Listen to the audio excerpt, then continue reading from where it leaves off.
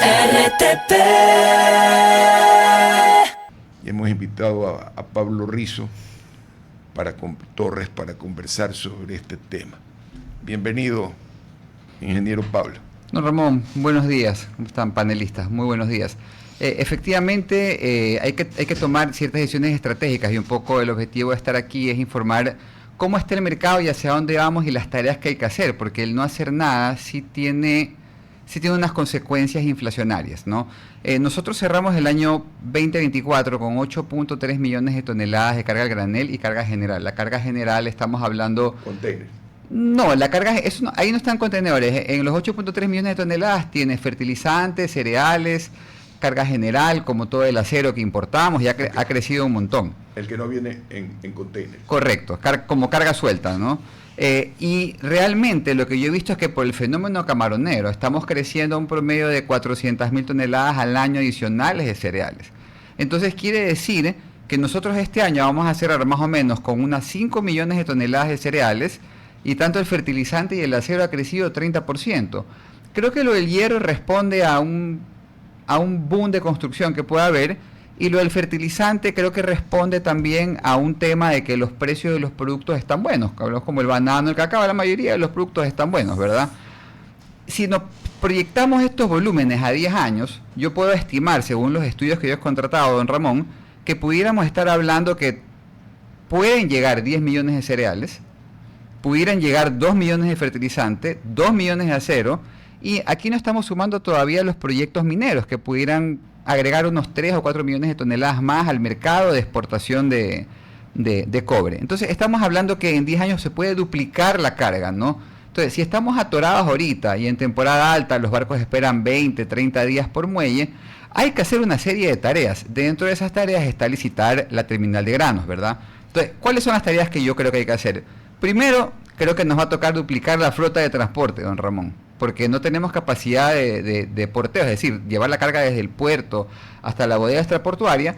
Si va a venir el doble de carga, necesitamos el doble de vehículos. Todo esto de aquí es más trabajo, ¿verdad? También considero necesario que para poder almacenar 5 millones más de toneladas de cereales, tuviéramos que techar por lo menos 200 hectáreas a futuro. Quiere decir que eso es muchísima oportunidad y plazas de trabajo. También el quinto puente es importante. Sé que lo están trabajando, ya, pero el quinto puente... Sin el quinto puente no tenemos para dónde evacuar. Entonces es un proyecto que es muy importante que en este gobierno se adjudique para que sea una realidad en el 28, porque estamos a la vuelta de la esquina, que es el tren. Entonces el crecimiento de la carga le está ganando a las inversiones portuarias que hay, ¿verdad? Tenemos también que es muy importante dragar el canal a 15 metros. Recordemos que cuando DP World se construyó, yo creo que parte de la tesis de ellos era que no iba a haber quinto puente y que no se iba a dragar. Yo recuerdo que antes de que el abogado Nebot drague el canal, estábamos a 9.75. Una vez dragado, ya estamos a 12.5. Eso ya más de 10 años. Sí, pero funciona. Yeah. Pero ahora tenemos que llegar a 15 para estar a la par con Pozo Laja, si no, la carga se quedará en Pozo Laja, ¿no? Hay que estar a la par, ¿no? Por otro lado, es importante licitar la terminal de granos. Esa terminal... Ya hubo una adenda de 30 meses que termina si no me equivoco, en noviembre. Y lo que corresponde es que el Estado reciba el bien, don Ramón. No está pasando nada fuera de lo común. Es decir, lo normal sería que la autoridad portuaria, una vez vencida la adenda del contrato, reciba el bien y alquile el bien temporalmente hasta que el Banco Mundial en el 2028... Mire, lastimosamente estos procesos... Es decir, para usted... La concesión no debe ser renovada, sino alquilar como se lo hizo, porque se venció y se le alquiló al actual tenedor antipuerto, se le alquiló el puerto. Se le alargó la concesión, hicieron una prórroga. No fue un alquiler. No, es una prórroga. Se alargó la concesión, 30 meses más para poder licitar. Están pasando los 30 meses y no se ha licitado todavía. Faltan 2 años más todavía. Temas públicos son lentos, más cuando hay multilaterales, tienen sus tiempos, ¿verdad? Pero si se vence el contrato para que haya la operatividad... ¿Los multilaterales qué tienen que ver en este proceso? Que el BID es el que está financiando los estudios, pues. Ha puesto $1 millón. Y entonces los tiempos te los va a dar el BID. El BID te dice hasta el 2028 me demoro en sacar las bases. Entonces, ¿qué hacemos con la operatividad del puerto? Porque necesitamos que fluya la carga. Hay que licitar para usted un arriendo. Sí, y tener de repente multioperador para que haya competencia libre. Y con ese arriendo creo que el Estado puede recibir un mejor canon, puede recibir quizás 5 veces más de lo que recibe ahorita. El puerto de Guayaquil fue así, no nos olvidemos que antes de que exista la empresa, que se le olvidó el nombre, es Contecón Guayaquil, por si acaso. Antes de que exista Contecón, existía la APG, operaba el puerto de Guayaquil. De ahí pasaron a los permisionarios, que eran varias empresas que administraban ciertos espacios del puerto de Guayaquil, y de ahí, una vez que ganó Contecón en el 2007 la licitación, subcontrataba a estos permisionarios hasta que él tuvo los equipos para poder operar. Creo que lo mismo va a pasar en el tema granelero, don Ramón. Ahora, un comentario interesante. Por alguna razón de la vida, Contecón tiene un bloqueo de baja de granel. Todos los puertos en Ecuador pueden bajar granel, menos Contecón. Entonces, mi pregunta es, ¿qué va a pasar con eso? ¿Van a mantener en el nuevo concurso que Contecón no pueda bajar granel? ¿O van a pensar en el país porque necesitamos más muelles habilitados para granel? Es decir, tenemos infraestructura disponible para poder recibir los barcos al arribo, pero a pesar de eso, por ciertos bloqueos en los contratos que hay, las naves en temporadas altas esperan bastante, lo cual no me parece que va en detrimento y en contra del comercio exterior, ¿no? Entonces, el gobierno actual tiene el poder, la voluntad política y la decisión para tomar estas decisiones que al final del día, si no hacemos nada de lo que estamos conversando, todo lo que le he dicho, las bodegas, la licitación, duplicar el transporte, licitar la terminal de granos, revisar si es que Contecón puede bajar granel, construir nuevos puertos, repotenciar los actuales, tener personal capacitado. Es decir, para usted hay que aperturar más la libre competencia en los puertos. Sí, porque hay que no pensemos como dueño de puerto, pensemos como dueño de la carga. Aquí el beneficiario tiene que ser el consumidor. Entonces, si tenemos más oferentes del servicio, ¿verdad? Sí, el negocio va a ser menos rentable, pero pensemos en ese usuario que no espere, porque al final del día, mire, el no hacer nada es terminar como Colombia o como Perú. Colombia ahorita, en Buenaventura tienes 2 meses de espera y en Perú tienes 1 mes de espera en el Callao. Eso quiere decir que el día de mañana, si mi supermercado es de $500, va a costar 1.000. ¿Por qué? Porque toda esa espera es un demoraje, eso va al precio de la materia prima y me produce inflación. Entonces, el costo de desentender, podemos no hacer nada como país, pero quiere decir que la inflación va a ser altísima realmente. Por eso es que estoy aquí, un poco para dar voces, porque cuando uno pregunta pues a la parte pública cuál es la línea de ruta, no hay una respuesta clara, ¿no? Entonces yo trataba de hacer mis deberes para un poco de orientar a la gente, y sí me preocupa cosas como la de la prefectura, por decir que de repente pues pasan estas barbaridades que tú te das la espalda y plum, te aparecen 30 años más con un operador que de repente eso tiene que licitarse. Yo aspiro que no sé si el nuevo prefecto pueda revertir esa barbaridad y sacar un concurso público como la gente para demostrar un poco de transparencia, de honorabilidad, o sea, del cargo realmente. No nos podemos quedar los guayacenses así nomás, bueno, ya está consumado, es un ratito, déjame revisar, pues, o sea. Adelante, ¿quién quiere ir con la siguiente pregunta? Yo un poco preguntando, don Ramón, sobre el inventario que se tiene, porque usted decía faltan muchas cosas y estaba dentro de las bodegas, los hilos, en ese tipo de inventario, ¿qué le hace falta puntualmente al puerto o a los lugares cercanos para esa descarga de los productos a granel?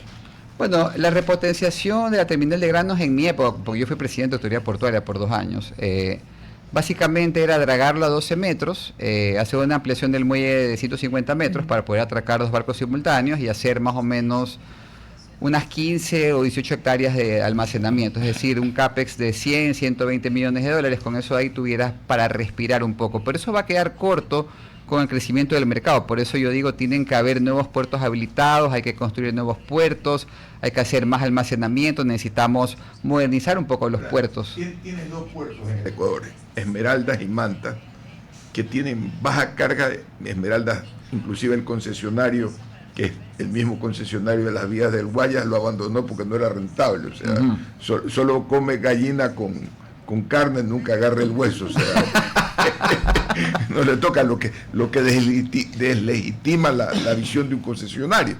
¿Cómo desarrollar esos otros puertos? En el norte, que en su momento se suponía que iba a ser el puerto de Quito, igual que Manta, nacieron en alguna forma para competir con el puerto de Guayaquil, sin embargo terminaron como fracturados. Mire, a Esmeraldas lo han dejado morir, está administrado actualmente por el Estado, ya por lo menos tiene un directorio. Ya hay un gerente, el presidente no va a nombrar un gerente, un presidente del directorio, y tienen que sacar eso a licitación, ¿verdad? Ahora, como no tiene carga, seguramente el precio va a ser bien bajo, es poco atractivo, pero hay mucho interés de productores de químicos para instalarse ahí. O sea, sí lo ven como un hub a futuro. Tiene futuro el puerto de Manta, pero ahí dependemos de los tiempos de los multilaterales que financien, porque aquí no hay plata ni siquiera para las bases, no tiene que venir alguien a prestarte para que tú puedas levantar las bases. Por otro lado, el puerto de Manta, que creo que es un puerto que ha podido renegociar el contrato a favor del Estado, lo ha hecho en este gobierno. Ese es un puerto que nació con una visión de ser containero con una refinería que nunca existió, donde se despilfarraron creo que 1.200 millones de dólares, o más todavía. Y ellos han migrado un poco, tuvieron que adaptarse, y hoy en día pues es un hub de car carrier, todos los vehículos que vienen al cual básicamente se descargan en Manta, y son en día, con la falta de inversión que ha habido en Guayaquil, porque no ha habido repotenciación a la terminal de granos, es un terminal que ha crecido un poco ahora y está bajando un volumen interesante. Creo que cerraron el año pasado con 1.2 millones de toneladas de trigo y soya, porque ciertos importadores en la temporada alta prefieren irse a Manta, donde tienen muelle al río, pagan un poquito más. Los que están en Centro Sierra sí les conviene irse, esos que producen pollo. Es un sector importantísimo. Es un sector importante, y tienes allá dos molinos importantes que son Moderno y Superior también. Sucesores acaba de mudar al pie también. Sí, al pie del puerto, están al pie del puerto, ¿no? Entonces sí tienen una carga cautiva, y este es un puerto que se está transformando en granelero, pero también creo que está ayudando bastante la falta de inversión acá en Guayaquil, ¿no? Los puertos se están preparando, pero definitivamente hasta que no se repotencia con una licitación pública al terminal de grano, vamos a seguir como que parchando. Usted estuvo ahí.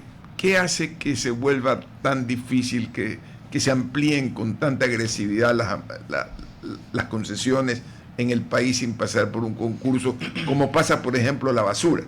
Ya la basura va en Guayaquil, va por la tercera licitación, o la tercera o cuarta licitación, donde se han resignado, ha habido competencia de precios. ¿Qué pasa en el sector portuario que no sucede esa misma transparencia, que tampoco la vemos en la vial? Yo creo que puede haber una baja categoría del empleo público del momento, ¿no? Por eso yo insisto que a futuro lo ideal sería que las autoridades portuarias estén concesionadas, porque si el problema realmente es el tema público, en Chile las autoridades portuarias están concesionadas, es decir, un privado administra los puertos, lo cual haría que todo fluya. Y por otro lado, es normal pensar que el que está sentado ahí no se quiere ir, y va a hacer todo lo posible para no irse, ¿no? Entonces va a aplicar ahí argumentos legales, lo que sea. Entonces es la mezcla de estas dos cosas que entrampan la falta de gestión. Es decir, a mí me preocupa, le pongo un caso, ¿no? Estamos a 5 años de que vence el contrato del agua, de Interagua, ¿no? Ajá. Mi pregunta es, ¿ya se está preparando el MAPAC? ¿Ya están las bases? ¿O va a llegar el 2030 y van a decir, uy, como la prefectura, plum, 30 años más? O sea, esto es el negocio de las prórrogas, don Ramón, pero no es aquí, es en todo el mundo, es en Argentina.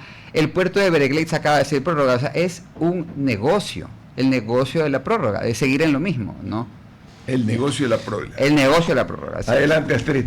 En ese sentido, usted hablaba de las inversiones, y sí quisiera preguntarle qué hace qué hace falta para que tengamos mayores inversores, o qué está reteniendo. Sí, puede ser el negocio de las prórrogas también que impida que la gente se interese, porque sabe que de alguna otra forma se va a direccionar, por ejemplo, siempre a alguien en específico. Uh-huh. Pero tendríamos que cambiar qué en el sistema para que mejoren y existan esas inversiones e interesados.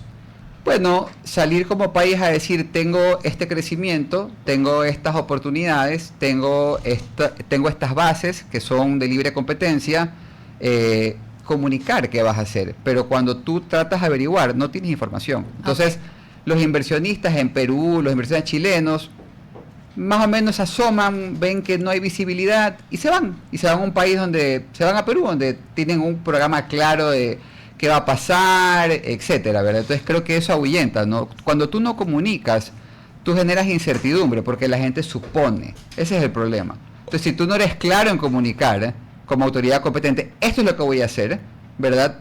La gente simplemente ahuyentas a la inversión. Entonces yo creo que lo que falta es comunicación, la verdad. 8:22. Pediría Pam, adelante. Yo tengo una pregunta tal vez un poco desmitificante sobre el tema de las concesiones y quisiera que veamos tal vez la forma en la que podamos decir cómo funciona realmente actual en este momento. ¿Quién gana realmente con las concesiones? ¿El Estado, los exportadores o tal vez también los grandes, vamos a decirlo así, operadores logísticos? Uh-huh. ¿Quién gana en este momento en Ecuador? Si usted podría decir, con las concesiones realmente, ¿quién está ganando? Hace mucho tiempo es este sector. ¿Y quién debería ganar? A ver, la idea es que sea negocio para los dos, ¿no? Porque en teoría en una concesión el Estado pone un activo y el operador lo que hace es poner la inversión que no tiene el Estado, ¿verdad? Pero en teoría debería haber como un 50 y 50. Hay ciertos negocios que lo ideal sería que al concesionario le vaya mejor de lo que proyectó. Es decir, si proyectó 100 millones de utilidad, ojalá gane 200, ¿ya? Pero diría yo que depende cómo esté hecha, o sea, depende del contrato también. Si usted tiene los contratos viales que ya están diseñados para que haya un déficit, y para mí eso es una trampa, ¿no? Porque con ese déficit aplican este tema de la compensación. Entonces, y básicamente ya no es una concesión, porque si usted va a tener una prórroga per secula seculorum, digamos, eso está privatizando un bien público. Pues, o sea, realmente el tema de la prórroga, para mí lo que me preocupa es que al nunca revertir al Estado, el OCP revirtió al Estado. Es normal que revierta al Estado. Es como que usted tenga un inquilino y el inquilino cada 2 años le diga, ¿sabes qué? No me voy a ir, toma, te prepago el alquiler, pero quiero usar mi departamento. No, claro, no puedo usarlo. ¿Qué es lo que parece que sucede?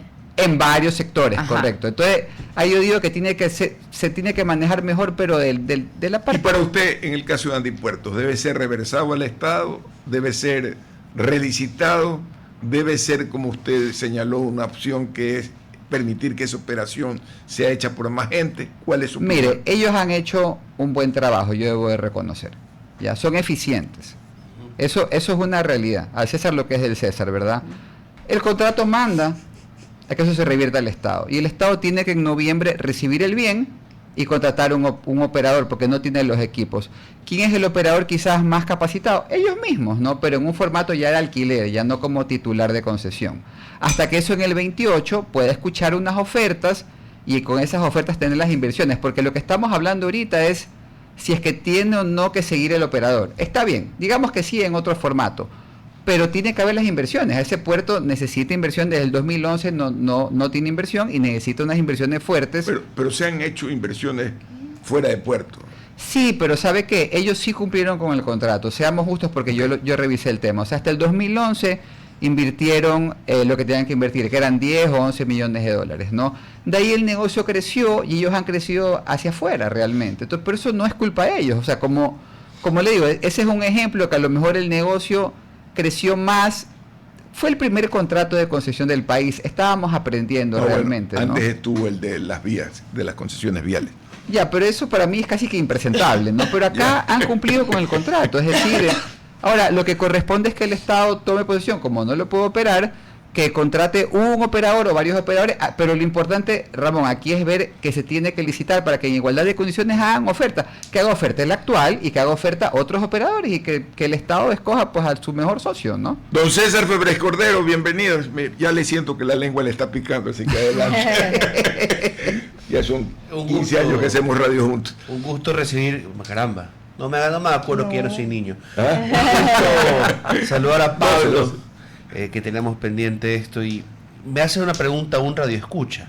Me dice que si es cierto que hay una limitación en el espacio para expandir el tema del terminal granelero, y en general yo lo extendería en todo el tema del puerto de Guayaquil, como están rodeados ya de zona urbanizada. ¿Qué tanto los limita eso en competición con, por ejemplo, Pozorja, que tienes un área rural alrededor? Bueno, Pozorja tienes todo el espacio del mundo realmente en esa alianza público-privada. La pregunta que hace es interesante, porque sí, es verdad, hay un espacio limitado. Contecón tiene un buen hectareaje, digamos, ¿no? Pero Andipuerto es pequeño, estamos hablando no más de 10 hectáreas, ¿no? Sí se le pudiera anexar 10 más, pero se va a quedar pequeño. Entonces, ¿qué es lo que yo pensaría? Que en el nuevo concurso se considere inversiones extraportuarias, es decir, una vez que yo haya techado o haya invertido en los terrenos públicos, ¿verdad? Parte de mi labor como concesionario es comprar a favor del Estado terrenos en otros lados para poder también techarlos y que reviertan eso. Es decir, tenemos que pensar un poco más alto para que la oferta sea potente, es decir, tenemos que crecer hacia afuera como extraportuarios, porque no podemos expropiar a la gente que está ahí, ya tenían bastante problemas con el tema del quinto puente, ¿no?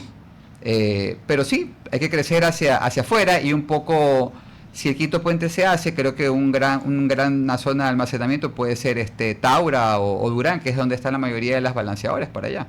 O sea, tenemos para dónde crecer. Aunque es peligroso, el problema de Taura y uno de los cuestionamientos al nuevo aeropuerto, claro que alguna vez dijo aquí el ministro, la gente que va de Machala a Guayaquil pasa por Taura, pero a Guayaquil yo tendría que ir a Taura.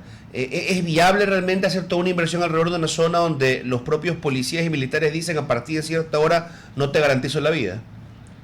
O sea, yo no sé qué parte del Ecuador puede ser 100% hoy segura, pero realmente donde cae el puente, logísticamente, tú le estás dando la oportunidad a un transportista de banano que pueda hacer, en vez de un solo viaje, que pueda hacer 2 o 3 viajes del puerto. O sea, es decir, cambia por completo la dinámica y la economía. Si no hay toque de queda.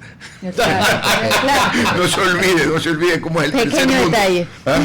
No se olvide cómo son los castigos en el tercer mundo. ¿Quién va con la siguiente pregunta?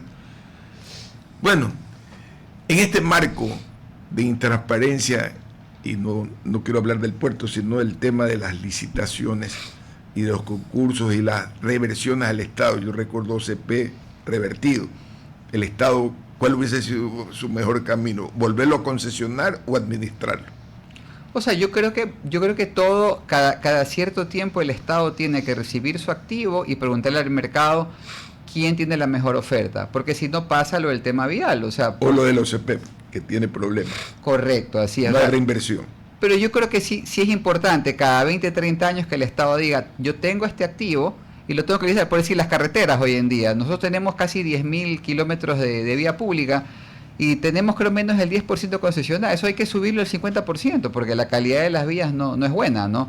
Pero la calidad del contrato, es decir, por decir, si tú analizas los contratos modernos, como los contratos APP que tiene DP World, o el contrato que tenía con Tecon, que le permitía... Pero el de DP World es un asalto al Estado, ¿no?